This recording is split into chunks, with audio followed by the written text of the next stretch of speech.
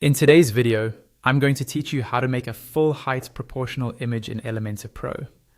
We'll walk through this inside WordPress using the Elementor visual editor, and by the end you'll have a section where the background image fills the full height of the screen while staying nicely proportional and centered. First, log into your WordPress dashboard. On the left-hand side in the main menu, look for the Elementor option. Hover your mouse over it, and from the options that appear, choose the editor. This opens the Elementor dashboard inside WordPress. Once that loads, look toward the top right of the screen and click on Edit Site to go into the visual editing view.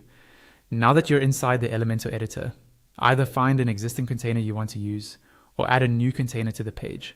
Click on that container so it's selected. When it's selected, you'll see its settings appear in the left sidebar. Make sure you're on the Layout tab. Here, look for the min height or minimum height setting. To the right of that field, there's usually a unit selector.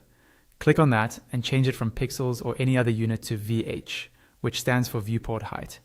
Then type in a value of 100. This tells Elementor that the container should always be as tall as the full height of the browser window, no matter what device the visitor is using. Next, switch over to the Style tab for that same container. Under Background, make sure you're on the normal state. Then click the classic background type icon. You'll see an option to choose an image.